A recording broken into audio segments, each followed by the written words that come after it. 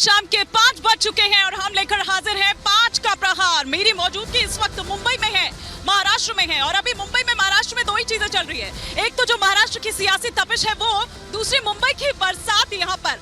वो इसलिए क्योंकि देखिए, महाराष्ट्र की सियासी तपिश की हम बात इसलिए कर रहे हैं क्योंकि दरअसल आज महाराष्ट्र में एक इंपॉर्टेंट डेवलपमेंट हुई।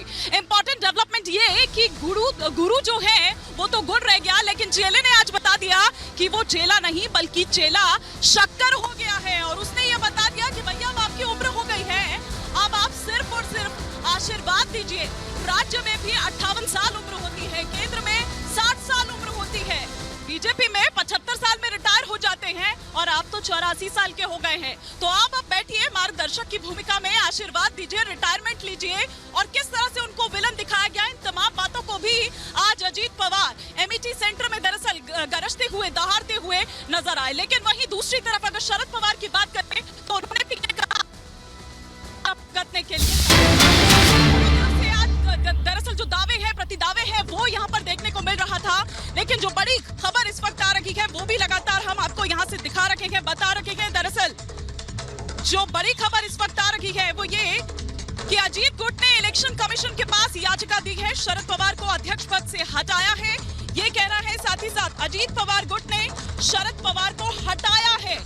3 जून को मुंबई में राष्ट्रीय कार्यकारिणी की बैठक हुई थी और इस बैठक में ही दरअसल ये फैसला जो है वो लिया गया। अजीत पवार खुद बने हैं एनसीपी अध्यक्ष। ये बड़ी खबर इस वक्त की जो आ रही है कि किस तरह से राष्ट्रीय अध्यक्ष उनको चुना गया है। मतलब कि अब जो एनसीपी के अध्यक्ष हैं वो दरअसल अब अजीत पवार हैं। क्या उनके खिलाफ एक्शन लिया गया है ये बताया है। लेकिन इससे पहले कि 5 का प्रहार में आगे बढ़ूं, चर्चा की शुरुआत करूं, 5 का प्रहार के वो 5 जो सवाल हैं वो एक एक कर आपके टेलीविजन स्क्रीन पर ये कि अजीत के पास नंबर, अब क्या करेंगे शरद पवार।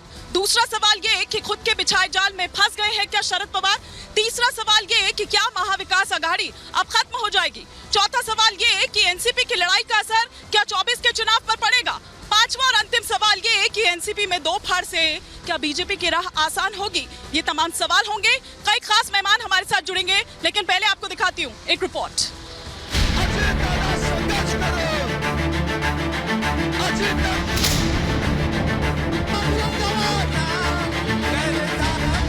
महाराष्ट्र की महाभारत में भतीजे ने आज चाचा को ताकत दिखा दी।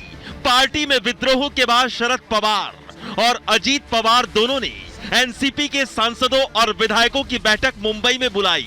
लेकिन सबसे ज्यादा एनसीपी के विधायक अजीत पवार की बैठक में पहुंचे, जिससे तस्वीर साफ हो गई कि एनसीपी की घड़ी में किसके 12 बजे और वक्त किसका आ गया। की आज राष्ट्रवादी आम्हाला सगळ्यांना मिळून आपल्याला पुढे न्यायची आहे। चिन्हही आपल्याकडे राहायचंय, पक्षही आपल्याकडे राहायचा आहे, त्याला कुठेही दृष्ट लागून द्यायची नाही।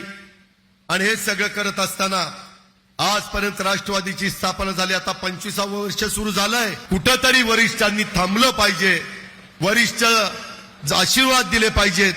जर चुकलं तर कानाला धरा ना आणि सांगा ना इथं चुकलं, समजून घेईल आणि दुरुस्त करीन। पण ह्या पद्धतीनं कुठेतरी वेगळ्या प्रकारचं राजकारण हे मी पण कधी करणार नाही।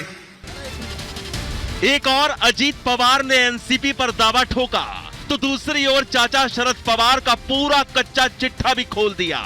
बैठक में अजीत पवार ने दावा किया कि जब 2019 में उन्होंने बीजेपी के साथ मिलकर महाराष्ट्र के डिप्टी सीएम पद की शपथ ली थी तो शरद पवार ने शपथ के लिए कहा था और इसके लिए बाकायदा देवेंद्र फडणवीस के साथ शरद पवार की मीटिंग भी हुई थी।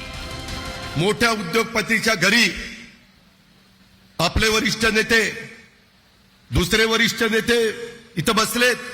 पटेल साहेब उद्योगपती, भाजपचे वरिष्ठ नेते, मी, देवेंद्र फडणवीस, सगळी चर्चा झाली। 5 बैठका झाल्या त्याच बंगल्यात आणि मला देवेंद्रला सांगितलं कुठं बोलायचं नाही। आता मला सांगा, नेत्यांनी सांगितल्यावर मी कसा कुठं बोलेन? मी नाही बोललो। त्याच्यानंतरचा घटनाक्रम तुम्हाला माहिती आहे। अजीत पवार ने चाचा शरद पवार पर सीधा हमला बोला, साथ ही उनके इस्तीफा देने फिर वापस लेने पर भी सवाल उठाए तो बहन सुप्रिया सुले की ओर से पलटवार होने में देर नहीं लगी। रतन टाटांचं वय काय 86. सायरस पूनावालाचं वय काय 84. साहेबांचे आणि पाटील काकांचे वयाचे आहेत, एका वर्गात होते सगळे. अमिताभ बच्चन 82. त्याच्यानंतर इंग्रजीवाल्यांना माहिती आहे वॉरेन बफेट. अरे सबसे देखो तो फारूक अब्दुल्ला साहेबांपेक्षा 3 वर्षांनी मोठे आहेत. मला विचारलं अरे क्या हो रहा है एनसीपी में. म्हटलं अंकल ऐसे ऐसे हो रहा है. अरे लड़ मैं तो शरद से 3 साल बड़ा हूं, मैं लड़ रहा हूं शरद को बोल मेरे तरह तू भी लड़ ले. साफ है पवार परिवार में तकरार बढ़ गई है।